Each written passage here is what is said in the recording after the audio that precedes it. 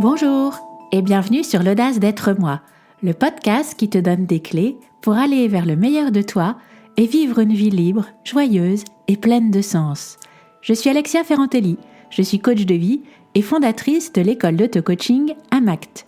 Tu écoutes l'épisode 83, il s'appelle « L'imagination créatrice ». Aujourd'hui, on va parler de l'imagination et du désir.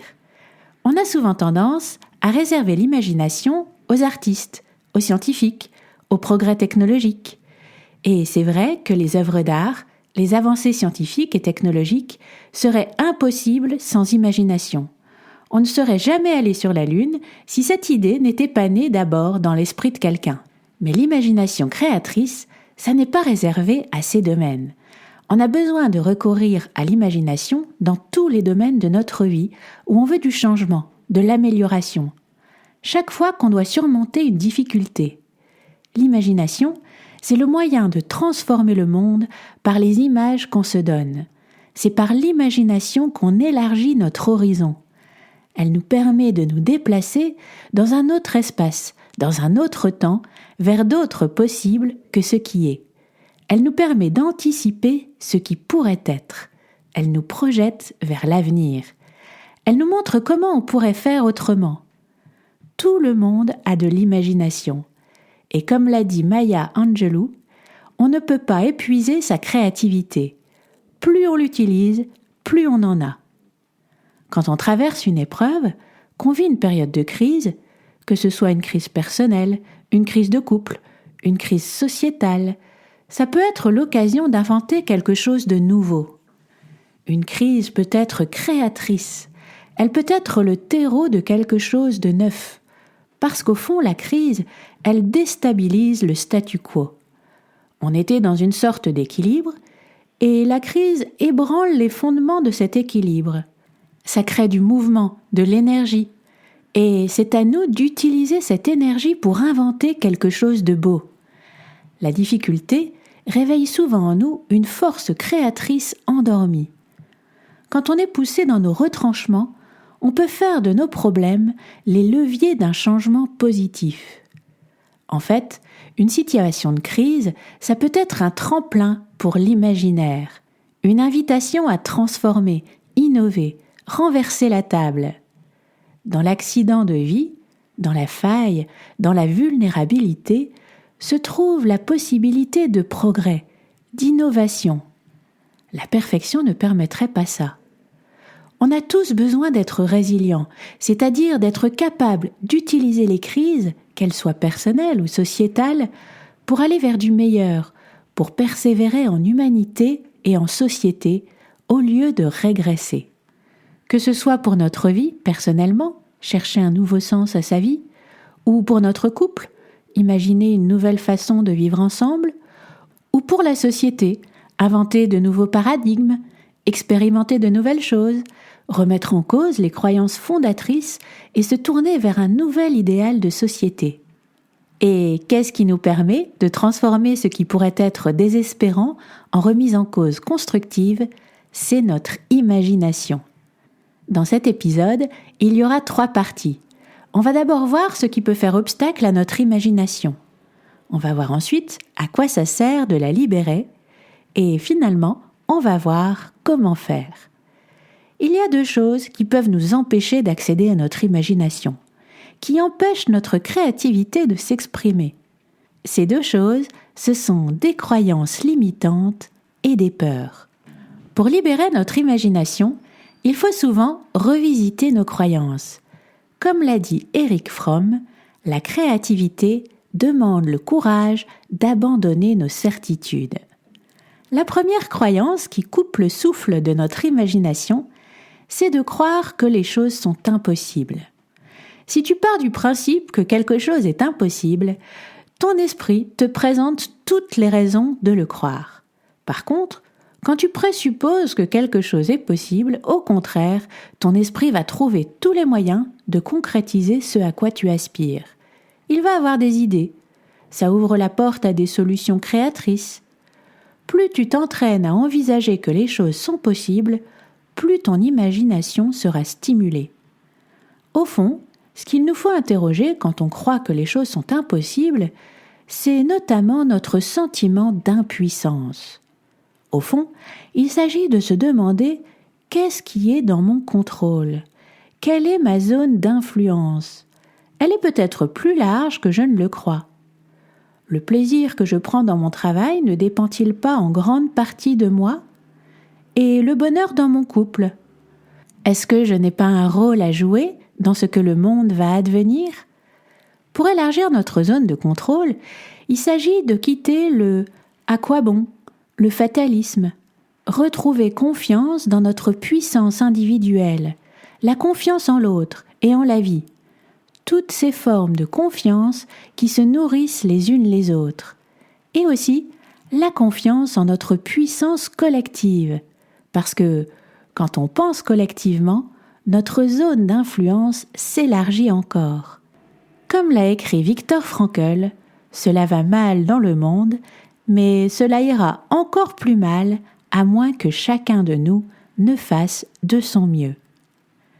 Une autre croyance jumelle de la croyance que les choses sont impossibles et que nous sommes impuissants, c'est la croyance que c'est en observant le passé ou le présent qu'on sait ce qui adviendra. Cette croyance que je ne peux pas croire en ce qui n'a pas encore été. Si je ne l'ai jamais fait, c'est que je ne le ferai jamais.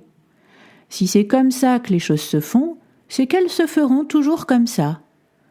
Pour imaginer de nouvelles choses pour sa vie, il faut quitter cet état d'esprit fixe et routinier.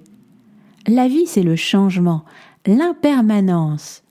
J'aime bien me rappeler cette citation d'Héraclite. « Rien n'est permanent, sauf le changement. » C'est aussi une pensée fondatrice de la pensée orientale. La seule chose qui ne changera jamais, c'est que tout est toujours en train de changer. Ça n'est pas parce que je n'ai jamais fait quelque chose que je ne serai pas capable de le faire si je m'en donne les moyens.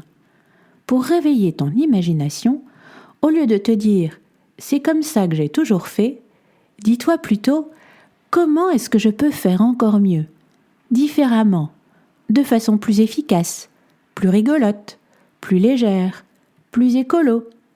Tu peux mettre l'adjectif que tu veux en fonction de ce que tu veux développer dans ta vie. Et tu vas voir que ton cerveau va tout de suite te présenter tout un tas de réponses créatives. Oriente ta pensée vers l'avenir, l'amélioration, au lieu de rester fixé sur le passé. Nos capacités dépendent de notre état d'esprit. Ce qu'on peut faire dépend de ce qu'on pense pouvoir faire. Dès qu'on s'autorise à penser qu'on peut faire mieux, notre esprit devient créatif et nous montre comment faire. On peut s'affranchir de nos habitudes et de nos modèles prêts à penser. On peut libérer notre imagination de nos croyances limitantes et renouer avec notre liberté. C'est vrai pour tout, que ce soit au niveau individuel comme au niveau collectif. Par exemple, si on veut inventer un nouveau modèle de société, on doit pouvoir aussi remettre en question certaines croyances, comme le modèle de croissance infinie, admettre que le modèle de société de consommation et de divertissement ne mène peut-être pas à l'idéal de bonheur promis. Ce modèle de société et ses principes fondateurs ont été pertinents pendant longtemps, mais le sont-ils toujours ? Est-ce que je peux m'autoriser à imaginer que le modèle de société dans lequel nous nous trouvons depuis quelques dizaines d'années ne sera peut-être pas celui qui existera dans 10 ans ? Est-ce que je peux imaginer que d'autres principes pourraient donner naissance à un modèle de société encore plus désirable ? Donc, croire que les choses sont impossibles, croire que nous sommes impuissants et croire que ce qui sera et ce qui a toujours été, ce sont des croyances à remettre en cause pour libérer son imagination créatrice. Une autre chose qui peut brider notre imagination, c'est la peur. Plusieurs sortes de peurs peuvent nous empêcher d'imaginer et de créer la vie à laquelle on aspire. La première peur, c'est la peur d'être jugé, rejeté. La peur de passer pour un doux rêveur ou pour quelqu'un de prétentieux. Cette peur-là, elle peut faire qu'on ne s'autorise même pas à savoir ce qu'on veut pour sa vie. Pose-toi la question, Est-ce que tu t'autorises à savoir ce que tu veux vraiment pour toi, pour ta vie? Est-ce que tu te laisses aller à rêver sans te censurer? Avoir des rêves, vouloir de belles choses pour sa vie, c'est une chose qu'on devrait s'autoriser sans avoir à se justifier. Comme on l'a vu avant, une des plus grandes barrières à notre imagination, c'est d'avoir une notion limitée de ce qu'on est capable d'accomplir. Mais avant même cette barrière-là, il y a la barrière de ne même pas s'autoriser à réaliser ce qu'on voudrait pour soi, de peur d'être jugé ou rejeté. Tu ne peux pas vivre la vie à laquelle tu aspires vraiment si tu ne t'autorises même pas à savoir ce que tu veux vraiment. Ceux qui mènent une vie qui leur plaît, ceux qui ont accompli de grandes choses, en ont d'abord rêvé. Ça n'apporte rien à personne de renoncer à ses rêves. Comme l'a écrit Jacques Kerouac, car seuls ceux qui sont assez fous pour penser qu'ils peuvent changer le monde y parviennent. Ce sont eux qui font avancer l'humanité. Ils ont de l'espoir, ils cherchent, ils imaginent, ils expérimentent. Ils prennent le risque d'échouer, d'être critiqués, d'être déçus, de se tromper, d'apporter des réponses imparfaites.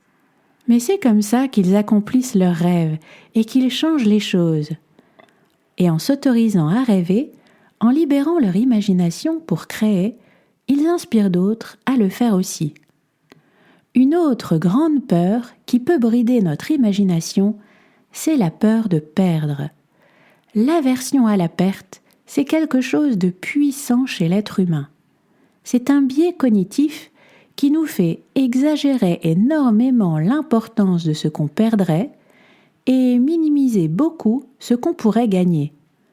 Ça nous amène à plus nous focaliser sur les menaces que sur les opportunités. Avoir une aversion au risque, c'est normal et c'est naturel, ça nous protège. Mais il y a des moments où notre aversion pour le danger nous empêche de prendre des risques raisonnables qui pourraient apporter de grandes récompenses. Cette aversion nous empêche de saisir de belles opportunités. Ça nous fait résister au mouvement vers quelque chose de nouveau. Ça peut même nous empêcher de nous laisser aller à imaginer quelque chose de nouveau. Mais comment dépasser cette aversion à la perte? Comment faire pour qu'elle ne nous empêche pas d'aller vers le changement, de laisser libre cours à notre imagination créatrice? Pour surmonter l'aversion à la perte, pour compenser ce biais cognitif, il y a 2 mouvements à faire. 2 mouvements inverses de ce biais cognitif. Le premier mouvement, c'est de réinterpréter le risque de perte pour réaliser que finalement, l'enjeu n'est pas aussi important qu'on le croit. Tu peux réévaluer la valeur de ce que tu perdrais. Tu peux te poser la simple question: quel est le pire qui pourrait arriver si j'allais vers cette chose nouvelle? Bien souvent, tu réalises que ça n'est pas si grave que tu en avais l'impression. Et le deuxième mouvement, c'est d'intensifier ce que tu gagnerais, de le rendre plus désirable. Par exemple, on est tous de plus en plus conscients que la crise environnementale, la limite des ressources, va nous obliger à quitter un modèle de société qui repose sur toujours plus de consommation. Quand on pense à ça, le biais d'aversion à la perte nous donne envie de résister à ce changement, de peur de perdre ce qu'on a, pour aller de façon plus confiante et créative vers un nouveau modèle de société. On peut vérifier si la perte du modèle actuel serait si négative que ça. Et on peut imaginer quel nouveau modèle de société serait plus désirable que le modèle actuel. La société de consommation et de divertissement dans laquelle nous vivons est-elle si désirable que ça? Cette société-là favorise une sorte de dépendance aux gratifications immédiates. Elle capte notre attention pour l'orienter vers la consommation. Elle favorise les addictions en multipliant les shoots de plaisir immédiat qui nous laissent en réalité de plus en plus insatisfaits. Et on sent bien que ces sortes de compensations éphémères nous éloignent toujours plus du vrai bonheur, qu'elles nous font ressentir un vide existentiel, qu'elles nous font perdre de vue l'essentiel. Quand on considère les choses sous cet angle, ça nous donne déjà moins envie de nous accrocher à ce système-là. Et si on commence à imaginer un autre système pour demain qui serait préférable à celui-ci, ça nous aide encore plus à avoir envie du changement. Qu'est-ce qu'on pourrait imaginer comme destin commun inspirant ? Qu'est-ce qui pourrait nous donner envie de participer à un projet collectif plus grand que nous ? Est-ce qu'on pourrait passer de la consommation-consolation à des formes de plaisir et de joie plus profondes et durables ? Et si on passait d'une société de l'addiction à la consommation à un mode de vie de la contribution, où chacun ressentirait la joie d'avoir un impact positif sur le monde ? Et si on remettait au centre de nos vies le sentiment de plénitude qui vient de l'amour, de rire avec ses amis, de faire quelque chose de bien, ou de la contemplation du beau. La joie profonde qui vient aussi de la poursuite de quêtes essentielles. Quel projet de société nous permettrait de grandir en humanité, collectivement et individuellement ? On sent bien que la quête de sens imprègne de plus en plus de gens qui sont à la recherche de cohérence, de se sentir utile à la collectivité, de renouer avec l'essentiel. C'est certainement le signe qu'on se prépare à cette bascule. Partout dans le monde, on peut voir des initiatives, des expérimentations individuelles et collectives pour créer un nouveau modèle de société.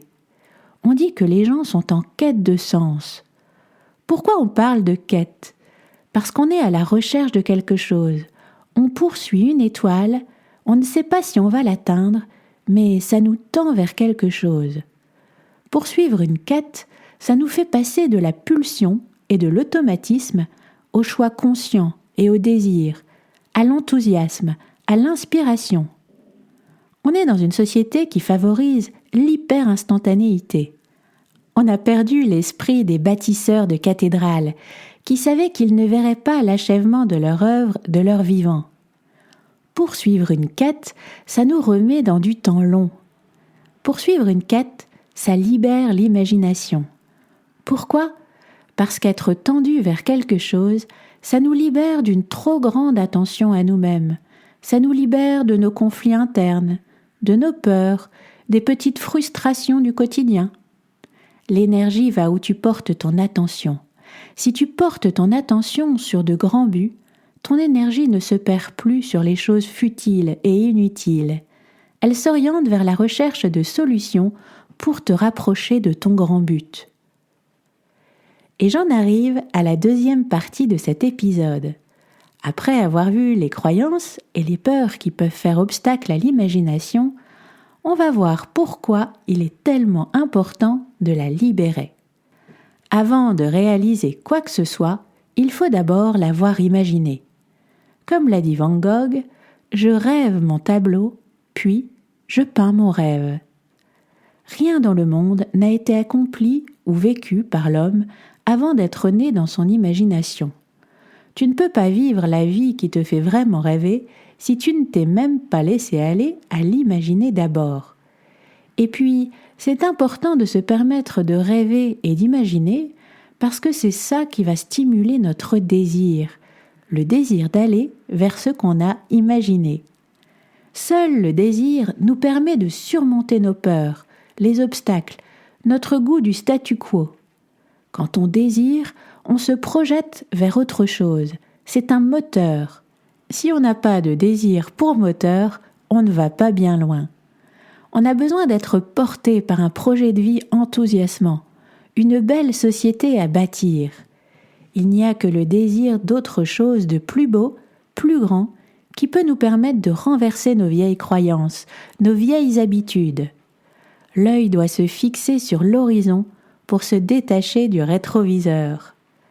L'émotion est le carburant de nos actions. En imaginant un futur qui t'enthousiasme, en faisant monter ton désir pour ce futur, tu insuffles en toi l'énergie d'agir pour aller vers ce futur.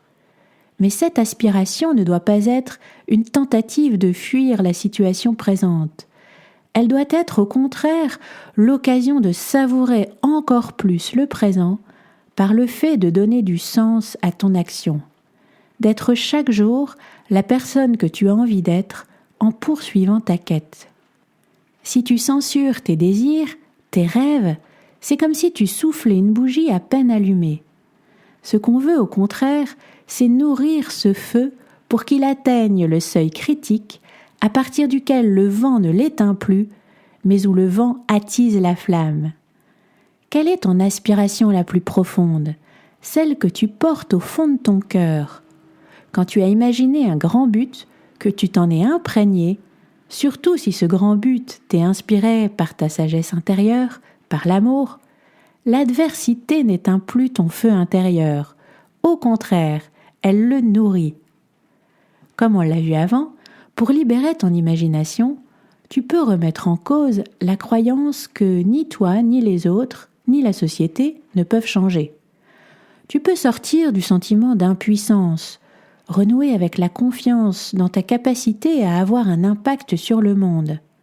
Tu peux surmonter ta peur d'être critiqué, rejeté, ta peur de perdre l'ancien, en prenant conscience de tout ce que le nouveau pourrait t'offrir.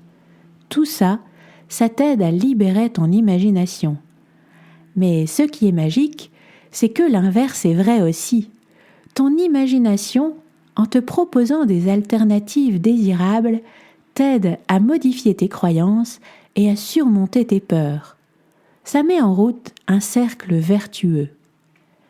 On arrive maintenant à la 3e partie de cet épisode, comment stimuler notre imagination. Comment la réveiller pour lui permettre d'attiser notre désir? La première chose que je voudrais te dire, c'est que tu ne peux pas en même temps libérer complètement ton imagination et être pragmatique. Il y a un temps pour tout. En fait, si tu veux créer des projets pour toi-même, il faut procéder en 3 temps. Un temps pour être créatif et avoir le maximum d'idées, d'images, de rêves. Un temps pour sélectionner et un temps pour appliquer. C'est important de séparer ces 3 temps parce que, au moment où tu veux réveiller ton imagination, tu ne dois pas la brider en cherchant à être réaliste. Quand tu es dans ce moment que tu consacres à l'imagination, ce que tu vas faire, c'est radicaliser les choses, les exagérer.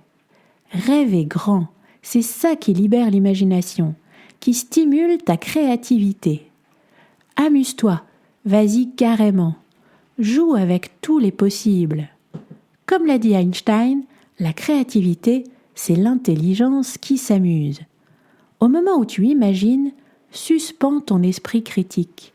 Laisse-toi aller à des idées farfelues, étranges. Associe des choses qui semblent n'avoir rien à voir. Le fait d'être radical te permet de sortir du cadre. C'est ça qui va réveiller la folle du logis. Par exemple, tu ne vas pas te demander « Comment moins m'ennuyer au travail ?» Tu vas te demander « Comment vivre des choses incroyablement passionnantes dans mon travail ?» Comment bondir de mon lit le matin tellement mon job me plaît.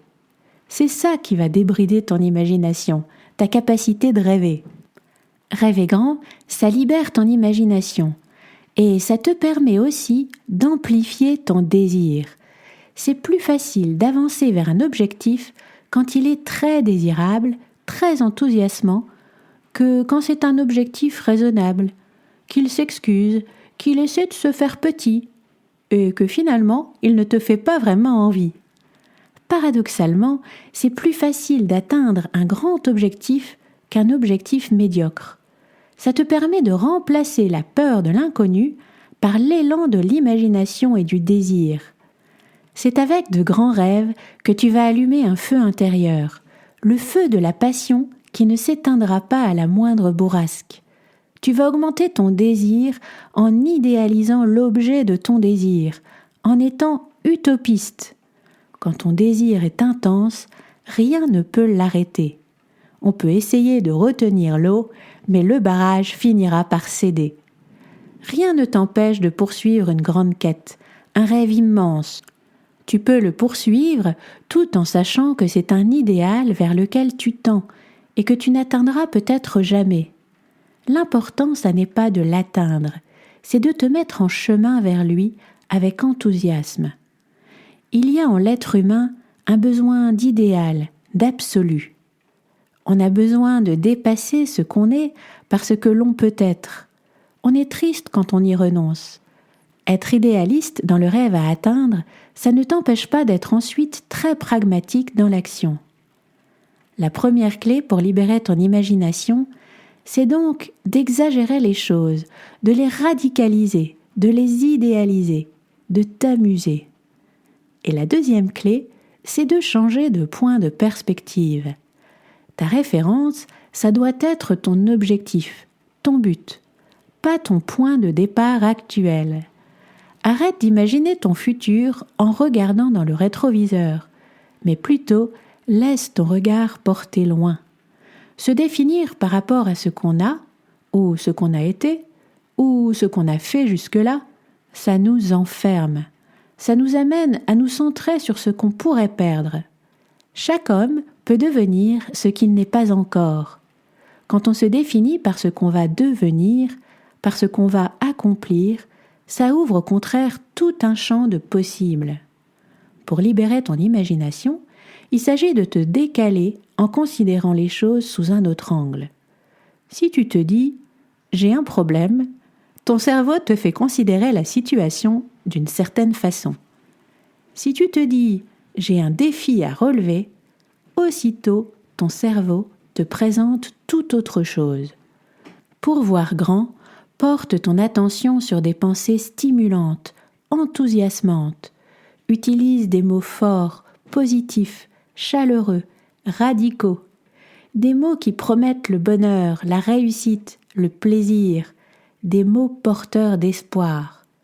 Par exemple, au lieu de te dire « je suis trop jeune ou trop vieux », dis-toi « mon âge est un grand avantage ». Et vois toutes les raisons que va t'offrir ton cerveau pour te permettre de voir les choses comme ça. Ouvre la porte aux possibilités, à l'avenir. Ne ferme pas l'horizon. On a vu ce qui pouvait faire obstacle à l'imagination.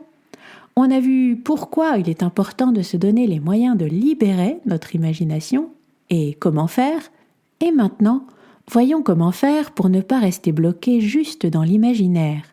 Parce que rêver, imaginer, c'est très bien, mais l'intérêt, c'est que ça se matérialise par des choses concrètes dans notre vie. Et pour ça, comment faire ? Agir, planifier, expérimenter, tâtonner, faire des essais, faire sa part. Pour agir, il faut sortir de l'exigence de perfection. Il faut adopter une posture bienveillante et persévérante. Accepter de ne pas être parfait. Accepter d'être sur du temps long. Accepter d'être critiqué.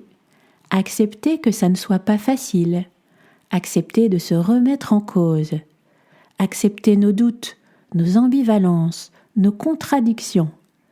Accepter d'apporter des réponses partielles et imparfaites. Se donner le droit à l'erreur. Être doux avec soi-même.